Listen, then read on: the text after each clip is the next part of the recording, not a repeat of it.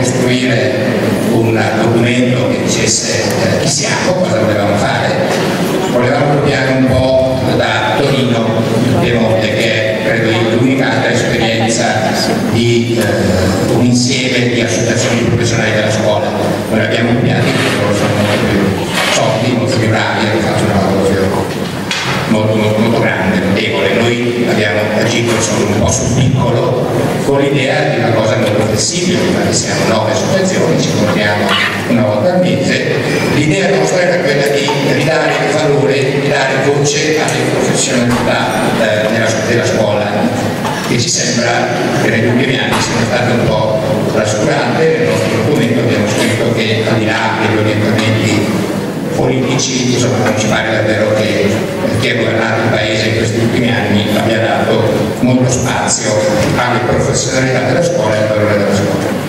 Abbiamo organizzato alcune iniziative in questi anni, 2 anni fa era proprio qui un convegno sulla valutazione, siamo intervenuti con i nostri documenti durante la discussione della delega sulla valutazione che poi ha portato al decreto 62, noi abbiamo sostenuto l'abolizione della bocciatura e l'abolizione dei voti nel primo ciclo, non siamo stati ascoltati, anche se poi il decreto solo qualche cosa da dire.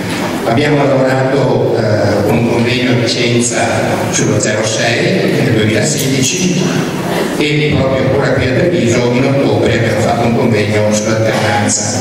La cosa che facciamo e che avete visto anche oggi è questa: noi ci riuniamo, decidiamo l'argomento, cominciamo a discutere di un tema, poi qualcuno di noi prepara un testo base, su questo ci troviamo, discutiamo per fare una sintesi. Non sempre è facile perché siamo associazioni che hanno storie, culture, tradizioni diverse, ma insomma in tutti questi anni ci siamo riusciti e il documento che vi viene consegnato all'ingresso anch'esso è il frutto di questo lavoro che abbiamo fatto insieme.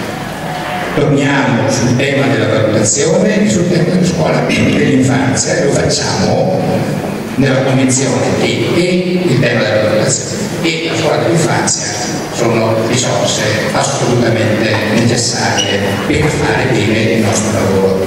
Il convegno di Vicenza, se qualcuno di voi ce lo ricorda, Antonella se lo ricorda sicuramente perché è stata lei che abbiamo lavorato con lei in modo particolare. Antonella poi coordinerà la mattinata, è l'unica insegnante in servizio del nostro gruppo, siamo tutti giovani pensionati.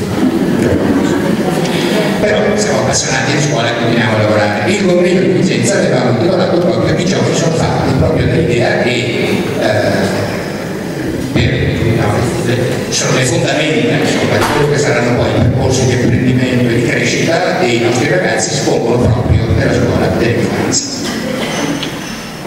Prima dei saluti volevamo però condividere un pensiero con voi che sembra lontano e invece ci è molto vicino.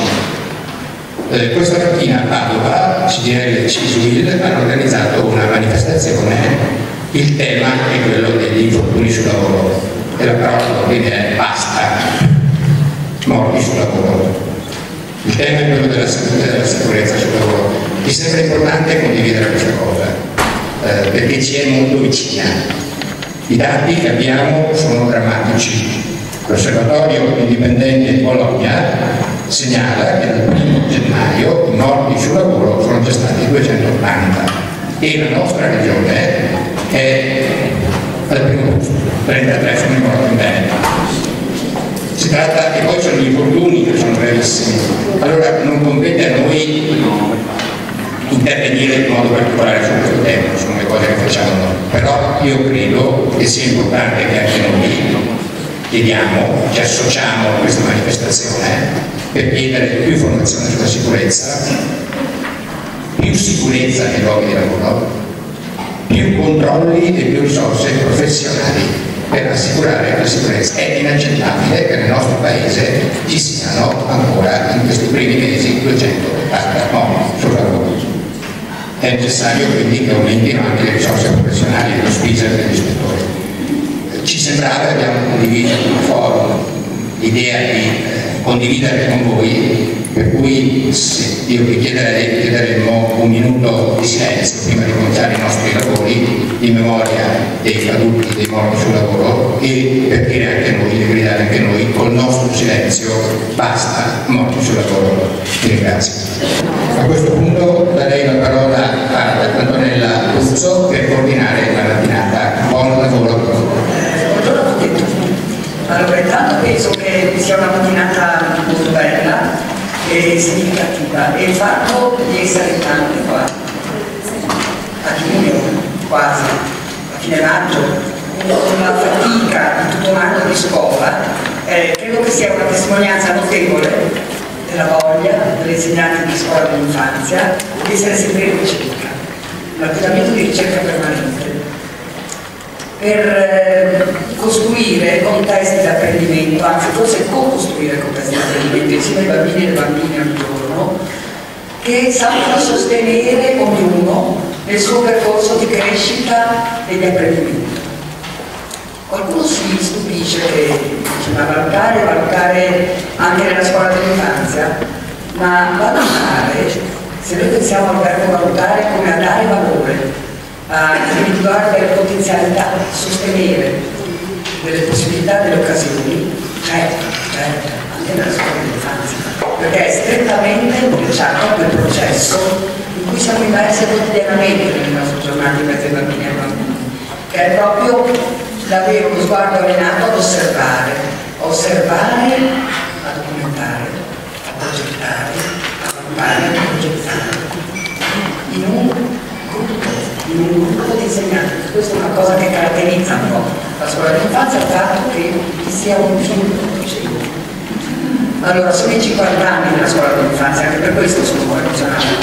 Io ci lavoro da 30 anni e se penso, credo che devo dire solo grazie di aver lavorato in questo periodo di scuola, perché è veramente una fortuna, e penso a quello che quotidianamente mi hanno insegnato i bambini e le bambine che incontro. Oggi siamo qua a rifletterci, mi sento anche un po' piccolina di fronte agli esperti che hanno Cinzia, Tantano, Cerino, Lerita, Chisotto, e dovrebbe andare vicino a Trenti. Forse anche percorsi di formazione alle spalle diverse, scuole di pensiero diverse, ma la ricchezza di questa mattinata sarà proprio dal confronto tra posizioni che forse non saranno uguali. Prima di dare la parola a Cinzia voglio raccontarvi una cosa che mi ha molto colpito l'altro giorno ero in un circle time di bambini di 5 anni e stavamo parlando di competenze. Con le competenze di saper ascoltare, e chiedevamo ai bambini cosa vuol dire competenza. Allora, una bambina mi ha detto una cosa, ma proprio con le testuali parole che mi sto facendo, che era veramente notevole, che è stata una buona spiegazione alla fine dell'anno scolastico che mi ha dato molta carta, ed era questa: competenze vuol dire che ogni bambino, ogni persona ha i suoi talenti, ognuno sa fare qualcosa. E non tutte le cose si fanno nello stesso modo, ma tutti i modi. E mi è sembrata molto bella, volevo dirla, perché mi pare che possa essere un po' solo. La parola cosa educare sappiamo che è un verbo delicato, come diceva Margherita Zebelli, e sappiamo che la vogliamo cruciale e particolarmente delicata, per cui non lo so.